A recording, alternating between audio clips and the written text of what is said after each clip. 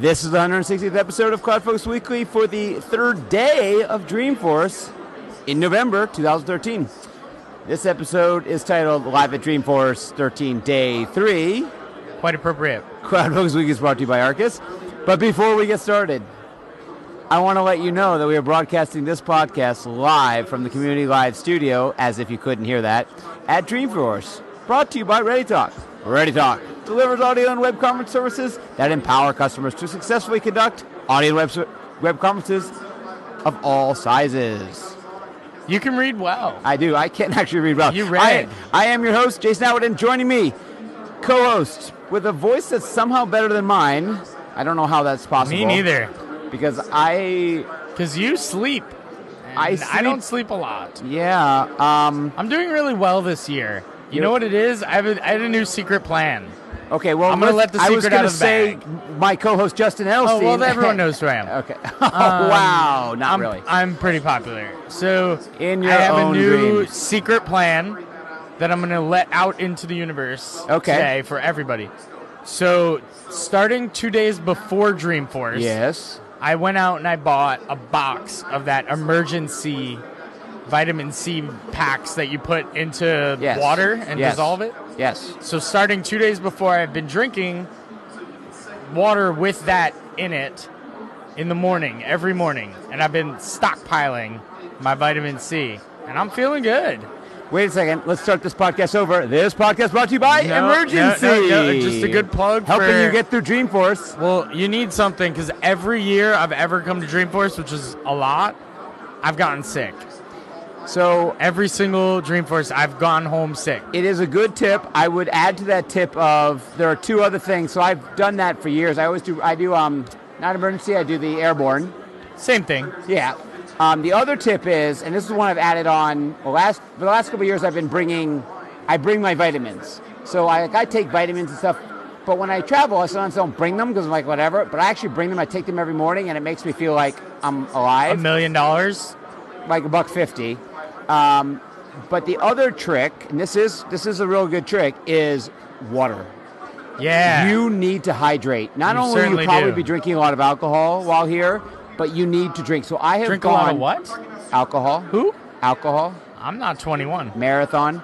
So I literally go to the store and I bought 2 huge liter bottles and I just pound it at night, in the morning. I just grab tons of water because you will start to get dehydrated from all the walking, from all the drinking, from all the whatever. So drink water because that's another one. Keep your skin fresh, too. So I took us into a rat hole. Why don't we talk about our actual agenda for today's Our agenda podcast? Today, well, we are kind of low on agenda, high on content because there is no blog post to talk about. Nope. Really, we're just talking about the things that happened between yesterday and today. That's right. It's like the last 24 hours of Dreamforce. Yep, and between that time, I have gone to one session, and it was a keynote. That's not a session. That's a session. It counts. It goes on the agenda builder. It is not a session. It does. A keynote is not a session, which is another title for this episode. So I, too, have only gone to one thing since then. I've met with a lot of clients. I've broken bread. Yes. I've drank lots of water. I've broken the bread myself. I've eaten some steaks. Oh, yeah. See, that's the other thing is you actually get to eat. I don't eat. Well, I sleep, I don't eat. I make a point of eating for sustenance. Why don't we dive in here? So we have, all right. So last night, the Marissa Mayer. So the thing, the talk of the century, the thing you've been waiting, the woman you've been stalking for ever since the day. So give us a little history about how you have been waiting to talk or listen to. So back in the day, when we worked at that large company that you named yesterday, but I will not name today. Go on. We ran the search engine for the intranet and for the public-facing website. And it was a big company, so the intranet had millions of documents and web pages and just tons of content. So it needed a good search engine. Yes, it did. And I followed Marissa Mayer because she was a product manager at Google who worked her way up and talked a lot about interface and design and experience as it related to search. So she was a big person who I was following and studying and watching all her talks and stuff about Google, about search. So I couldn't wait to see her speak live. I was just so excited. I thought she was going to be great. And then they did that style that I don't like. Wait, you're skipping over the whole thing. They talked to three vendors, I feel like she was late. You think they were filling time? I feel time? like she was late. Why would they say that a Marissa Mayer keynote starts at 5 and she didn't even go on the stage till like after 5:30? I feel like that's every year. They always talk. No, you think they just pulled in time? So they had to fill, because even after they showed the stories, Mark went back and talked to them again, like with the mics, like twice. It's like, you don't need to talk to each of these customers that we just watched a video about twice. That was time filler. And she even said, she's like, yeah, I changed in the backseat of my car on the way over. Right. So I feel like she was late, very Clinton-esque. And then... yeah, but unlike Clinton... I don't like that format that they decided to use for that particular keynote. But what format do you like? That fireside chat, I don't think... This is a knock on Mark Benioff. I think he's a great speaker, but I don't think he's good at that. I don't think he's good at moving a conversation forward in an interview style that's not scripted. Yeah, so one thing. So actually, as I watched him speak and talk, I thought, this is a conversation they would have out to dinner with, like if they went out for drinks or went out for dinner, I feel like this is the conversation they'd have.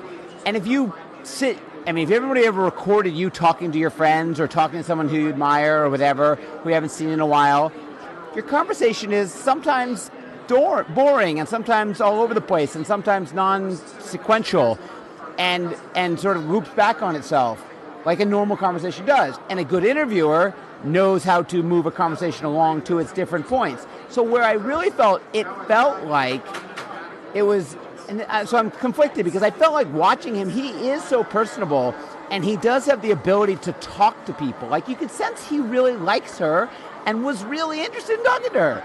You know, he wasn't reading off cards. So tell me about your childhood drama or name 3 books that you read last month. But because he was really likes her and because he was sort of, I don't want to say in awe of her, but like he couldn't drive the conversation well along enough. No. And it wasn't scripted, and it should have been scripted more. It had to have been scripted. He needed 3 cards. He needed to get from point A to point B to point C to point D, and it didn't get there. And I remember seeing him do these same kinds of talks with other speakers that I was very excited to see, and it didn't work out well. Again, the only one that I can remember that worked out well was Bill Gates. Yeah, but Bill Gates is a professional talker. Like his Bill job. Clinton was also a professional talker, and I don't think that went very well, personally. But didn't Bill Clinton do more of a talk? He got up and talked, and then he sat down. And that part was really not very well done. Right. No, I listen. I agree. Out of all the ones I've seen, over the years, this one was the least impressive. It was, while I'm interested in her. And while, you know, you have this stalker mentality with her. Well, not stalker. Hashtag stalker. Yes, no, stalker. Stop it. Don't get me in trouble. Wait, didn't you get up in the middle and start screaming stuff and had to be walked out? That was not me. So that was a little odd. So for those who weren't here, there was a protesting moment where I guess a series of people got up and started screaming stuff. But I'll tell you, if you're in a huge, huge hall with 10,000 or whatever 1,000 people in there with video and all that, you can't be heard, dude. Like, you better have 30 people to be heard. Like, the people next to them probably heard them, but where we were, and we were on the same side. Who knows what that was even about? We don't know. Yeah, but I don't either know. way, I was really, really excited to see her, and I thought it fell flat. It doesn't change my opinion on her or Mark. That format to me just doesn't work. But what format could she have gotten up like Colin Powell and spoke? I don't think she could have. Maybe. Why not? You know what he should have done? He should have hired Charlie Rose to come in and interview her. He should have hired a true professional broadcasting person. Didn't he do that one year? He to had do that. someone come in and interview them one year. That's what he should do. I don't recall, but Charlie Rose should come in and do it. or just, it doesn't have to be Charlie Rose. It could be anybody who knows who's interviewing them. Peter Coffey should have done it. So that's the thing. They started. I mean, I knew it was going to fall flat when he started it, and his opening salvo was, "I want to take this time to get everybody to understand the essence of who you are," or something like that. And I was like, "Did you just not blow open the biggest?" Like, and I would start an interview with, "For everybody who doesn't know who you are, could you tell us a little bit about your story, how you got to where you are?" And why wouldn't he mention Google? Oh, that was odd. That company you work for. Everyone's laughing. Everyone knows she's from Google. From what? Who? Did she not want Google mentioned? What? Exactly. It was ridiculous. They're like, from that company. And there's one other thing, one other comment, and this is going to come off sounding not great, but don't do it. I'm going to do it anyway. Don't go there. I'm going to do it. Don't. All right, then do it already. I'm doing it. Then do it already. I'm listening. Let me think. When I've listened to other people speak. So give me the list. Give me a list of people. So Colin Powell spoke twice. Malcolm Gladwell. Clinton. Larry Brilliant. Malcolm Gladwell. Bill Gates. Colin Powell. Bill Gates.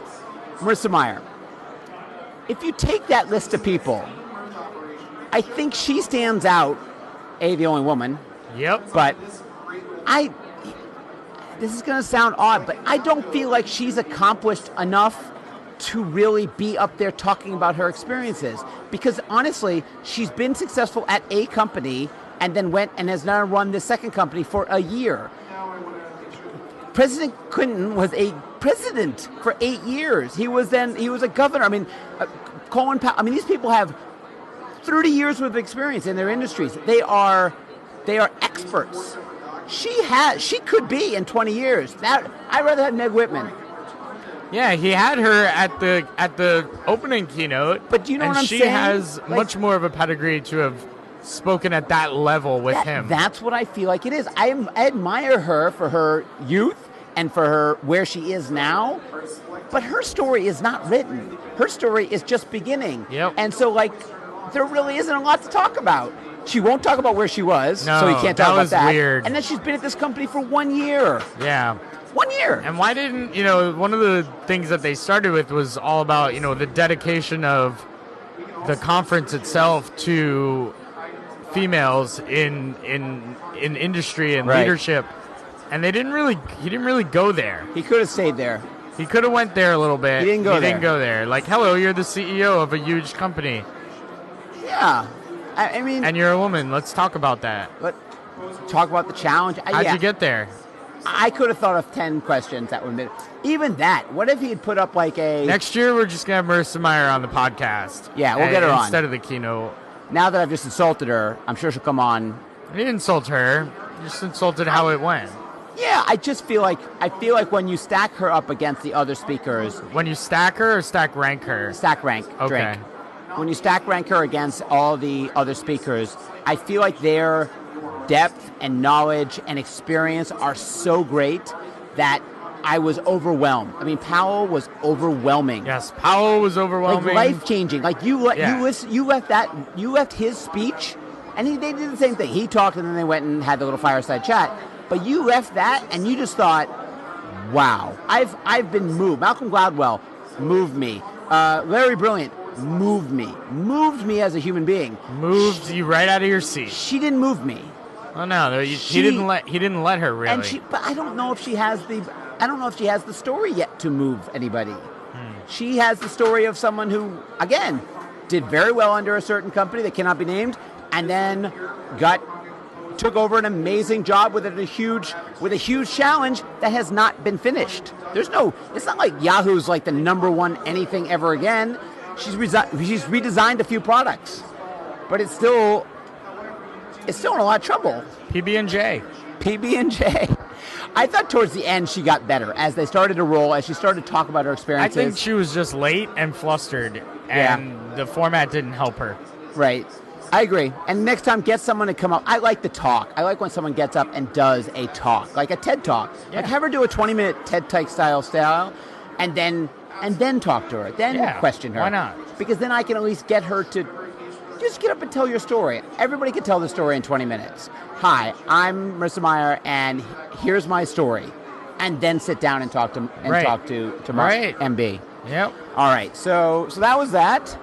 You left early. Not that early. Calling you out. You actually didn't. You left about 3 minutes before it ended. That's what I mean. Yeah, Not that it early. was I knew what very, time it was, and I knew I had needed to be somewhere. So. Because you left, and I was like, oh, he's leaving early. And then, of course, it ended. I was like, ooh, I should have left early. Yep. It was coming to a close. And then there was the gala. So how was the gala? I didn't go. It was raining. What? And I decided it's my first time skipping the gala. How'd it I knew feel? it was going to be outdoors. Did it feel dirty? No. I wasn't really looking all that much forward to Green Day in the first place. I didn't want to stand out in the rain. I didn't want to get all muddy, or whatever it was going to be. And I'm sure the field was covered, but I didn't want to do that. And from what I heard, the power went out for an hour. What? In the middle of Green Day's set. So it was a failure. I would call it a failure because I wasn't there, and usually that's I'm usually there. So I can't call it a failure because I wasn't there. I didn't see it fail, but I didn't go. So in that respect, sure. I usually do attend the concert. It's one of my favorite parts. You get to go to this awesome concert. Yeah. With that said, I was walking around today, and I did see Bono on the expo floor. Bono on the expo floor. That's pretty awesome. I think it was Bono. Everyone was taking pictures with him. Looked like him. Was it Bono lookalike? You never know. It could certainly have been. I'd rather hear his story. Yeah. Why didn't he have him instead of the Sean other thing Penn? is Marissa Mayer's been in the news recently. We've talked about it, or maybe talked about her when she took over. She did some things at Yahoo that people have been a little bit. I would have loved to have her talk about that. Not talk about your design first. He didn't corner her at all. I mean, if I drank for every time he said design or they said design, I'd be drunk because it was design first, design this, design that. Yeah. Should he design? It wasn't an interview where it was really trying to get a whole lot of answers. It was a fluff talk. Yeah. So I was upset by it. But with all that said, let's move past that. Let's move past the gala. Something new at Dreamforce this year. There are 2 cloud expos. What? 2. What? We've talked about it, but now we've seen them. So you got Moscone North, where the expo has been for the last couple of years. Yes, it has. And Moscone West, which now where the Cloud Dine used to be. Yes, Cloud Dine. Is now an expo floor. And we walked through both. By the way, first of all, we're in Moscone North. We are in Moscone North, booth 1328. Booth Stop brag. by, say hello. I think North is really busy. And West is, while not really busy and doesn't have the foot traffic, I think is set up very well. But what it does not have that North has is all the Salesforce stuff. Right. So Salesforce is campground where you can see pretty much all the cool Salesforce new stuff and get the demos. That only really exists in North. Right. In West, they have a small presence. There's a lot less booths, a lot less foot traffic, not nearly as much going on there. Yeah, I mean, we had the choice as a sponsor of Dreamforce, and we've done, this is our 3rd year sponsoring. We had the choice to go to North or West, and you and I looked at the map when we got it, and I was like, oh, this is interesting. I'm not sure how I feel about North versus West. I mean, if it was North versus South, it would be easy. Because, the North won connected. Well, because the North won the war. But, I mean, and they're also connected, but West you have to go outside.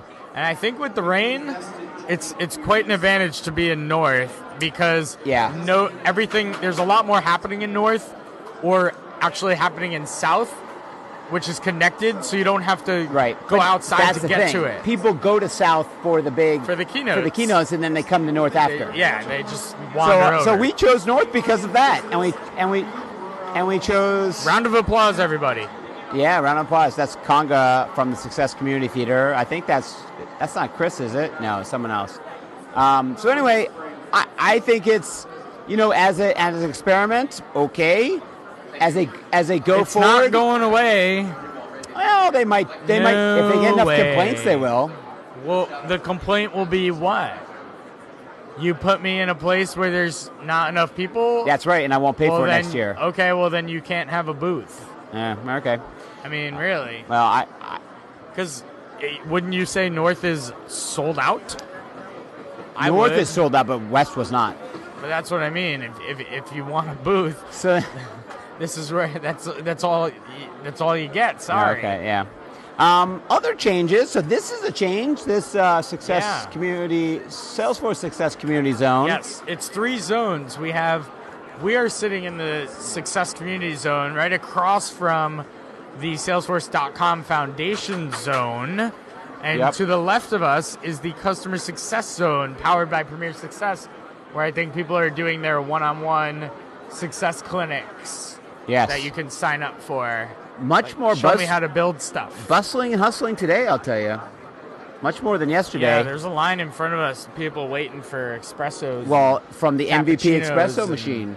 All sorts of caffeinated beverages. Brought to you by the MVP community. Isn't that what we got? It is. Yes, it is. So, as a thing for as a perk. So thank us. Yes. If you're drinking coffee, thank us. Well, thank us for pushing a code that you guys use that thanked you again. That's right. Other changes. So, how are you feeling? Like I am, and I don't know if it's just my own personal thing or I am literally having one of the best Dreamforces ever. I feel I've had a right mix of speaking, of being able to be free wandering, of doing this. Like I feel like even this year, like in the years past, we've had to like go meet in the middle of like we have sat on the floor. Yes, or we sat in Cloud. We have done this from the floor, literally on the floor in Moscone South. I'm really enjoying it. I mean, other than a couple queer it hasn't been my favorite. Oh, really? What's your favorite? Forever and always, my favorite will be my first. Yeah, but that's. Well, I also think it was the appropriate size. When my first Dreamforce was about 7,000 people, and at that point it was like bragging about it. Yours was 7,000? That's correct. So then the one I went to the year before was what, like 5,000? Probably smaller than that. Oh my goodness. And I thought that was actually the right size. But like all the sessions were in South. Here's the thing. We are sitting in the Salesforce Success Community Zone. Yes. I had to walk from Moscone to here in the pouring rain, and it took me 15, 20 minutes. Yes, it did. That is not fun at all. The rain has put a little bit of a damper on it. Even if it wasn't raining. That's I'll tell you, I don't feel... I felt, and this is going to be... I don't know how they'll calculate this, but I felt last year, I felt more people. This year, there's the same... I don't feel like there's more people. I feel... wherever I walk and whatever, still feels like it's lots of people doing whatever they're doing, but I don't feel like it's... like I don't feel like I'm as inundated, or maybe just last year was such a growth I just couldn't deal with it. But I feel like it doesn't feel like 20,000 more people. The logistics are they learn. I mean, they learn year over year, so they know what they need to do to logistically keep the thing in order. So since we probably won't talk about Dreamforce next week, you think? Do you think we're going to do a wrap up next week? Maybe. I mean, what else is going on? I guess there's one tomorrow. There's no. So I guess there's more stuff we could talk about. There's the Deepak Chopra and friends. So let's not do a final review of Dreamforce until next week. Yeah, next week. We've had a weekend to sleep. Yeah, we'll sleep over. We'll sleep on it a while. That's right. So talk to me about. We're going to do a little bit about what you thought. As you walk the floor, name a couple things that you thought were interesting from the floors. That maybe if someone's listening tonight, they should go check out tomorrow. So I checked out a few products that I didn't really, I've heard of but didn't know much about. Right. I was very impressed with Aptus. I mean, they kind of took over. They're right in the front when you walk into North. They also took over Chevy's, the restaurant, the whole thing. That was funny. Which is like the new trend. Taking over the restaurants. Yep. That's a really interesting concept, if you ask me. I've liked our booth is right near the Exact Target Marketing Cloud. Yes. So I've really enjoyed just kind of watching over there and overhearing and listening to the demonstrations that they're doing over there in the theater. Yep. And while walking through, I'm just trying to think of any other apps that have really caught my eye as interesting. Not really. I mean, I've had very specific purposes as I've been walking through. Yeah. You know, I was disappointed in Dropbox. Yeah, so let's talk about that for a second. I was over in West, and I went in there specifically because I knew Dropbox was there. Right. And, you know, you're watching the keynote, and they're showing all these Salesforce One apps, and, like, Dropbox is one of them. Dropbox. Their logo's up there, and you're like, ooh, Dropbox. That's cool. Everyone loves Dropbox. I'm going to go talk to the Dropbox people about their Dropbox app, and I'm sure they have an integration. They are here selling Dropbox for business. They're not really even talking about anything to do with Salesforce. As a matter of fact, their Salesforce One app is not real. It's not complete. It won't be for another at least month and a half to 2 months. And there's no Salesforce integration on the desktop, like on the laptop, which is really where people still do a lot of work, people. Ladies and gentlemen, newsflash. People work on their laptops more than they work on their mobile phones. No, Mark Benioff runs his whole business from his mobile phone. Good for him. I would say, if you run your whole business from your mobile phone, how do you get anything done? I don't know. Then the 3 hours of work you do a day could take you 5 minutes. You just logged into the app. I mean, I'm a big, listen, I love me some mobile, but I consider them degrees of usefulness. So if I'm trapped on a plane with only my mobile, sure, I can do stuff, and I'm great, and I feel happy about it. But if you want, even with my laptop, like I always consider my laptop just by itself a level down, right? So if you start at like 100% productivity, it's at my desk, mouse, keyboard, big screen, 100%. That's where I am, full internet, power, comfortable, like I'm go, right? I got the most going on for me. Then if you take me down a notch, you unplug my screen and you put me on the go. You got a 15-inch screen, you don't have as much space, you know, and it just goes down from there. Yeah, eventually, if you took everything away, I could have a piece of paper and I could be productive, you know, making drawings or something. But so to me, it's like the app is the big piece, and then everything else is down, just a drop down from that. I was just disappointed when I went over there because I was expecting to see something like a Box competitor. Yeah, and Box does a really nice job. They have a nice integration. Of their integration. Yep. And I was kind of disappointed to see in the keynote all this Dropbox stuff and not really recognizing Box, who has done a very nice job of integrating their product with the desktop app, and I'm sure they're in the Salesforce One ecosystem as well. Yep. Because how useful are files really inside of the Salesforce One app when I can just get to them on my Dropbox app on my mobile? Like, how interesting is that? It's more interesting if I can actually use it on my laptop where I'm creating documents, right, saving them into folders that are related to opportunities or accounts. Like, that to me is where the product needs to be. Right. And instead of just being a shortcut to the Dropbox app inside of Salesforce. It's not that interesting to me. Like, Salesforce One is trying to be like almost like a phone OS, if like with those apps in it. Yep. And I don't need that container. Well, I do if it's connected to Salesforce data. Only if it's connected. But if it's not connected, I don't need it. Well, it's not connected. It's not anything. If I can't make the connection within the app, then I definitely don't need it. Right. But they couldn't even really show it to me. So I was really disappointed in that. I'm sorry, Dropbox. I mean, we're just talking about this podcast brought to you by Dropbox, sorry. Makers of nothing on the platform. Well, I mean, they have a really nice product. It's just they're here selling their business solution, and I feel like, you know, they have a really good consumer product, but if you're looking for a enterprise class document management solution that integrates with Salesforce, go with Box and not Dropbox. You know what is decidedly missing as you mentioned that? Please tell me. Google. Yeah, they're not here. Isn't that? I mean, it just popped in my head. I'm like, wow, they're not here. No, at they're all. Not. They're not not only here. they're not here, but you would think if me, like I know a lot of people are Salesforce users and Google users. Absolutely. So if you right now, so what's your number one app you want as a Salesforce One app? Google. Yeah, I want Gmail. Gmail. Make it happen. I want it there. Let me do stuff in there. Let me do stuff. Let me get Drive in there. Let me get Docs. Let me get all that. I don't feel like that relationship is very good between Salesforce and Google. Ever since they started turning stuff off, I don't know. Pissing people off. I don't know. They started like turning off all the little integration pieces that they were building. It's almost like they built them to prove that the cloud could connect, and then they proved it, and then everything else came along, and they're like, okay, we can turn this stuff off now. We can turn this stuff off now.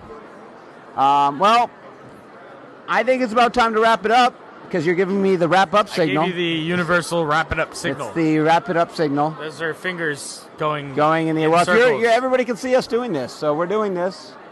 We're doing it. So we will not be doing a podcast tomorrow, because my voice probably won't handle it. 2 is a lot. Two's a lot. Enough. Well, it's a weekly podcast, so, so this actually could cover us 2 weeks. This is a bonus. But we will be back probably next week with another episode. Next week is a short week, remember, with Thanksgiving. Oh, so we might not be back next week. No, we're going to try our best. Well, I'm just saying we might not. We may not, but we're going to try our best. Yes, well, I am actually traveling for Thanksgiving, but I'm not traveling. Me too, I'm Thursday. traveling somewhere. You're not going anywhere. I'm driving somewhere. Oh, all right. So we'll be back next week. We'll have a good wrap-up, whatever. We'll get into all the news and stuff that we've missed since then.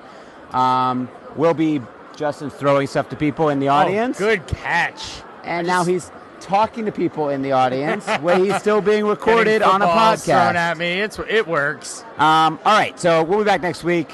Until then, you can follow all the other places we'll talk about. We're not going to talk about this week. We'll be back next week. Till then, Jake and Justin saying, enjoy those cloudy days.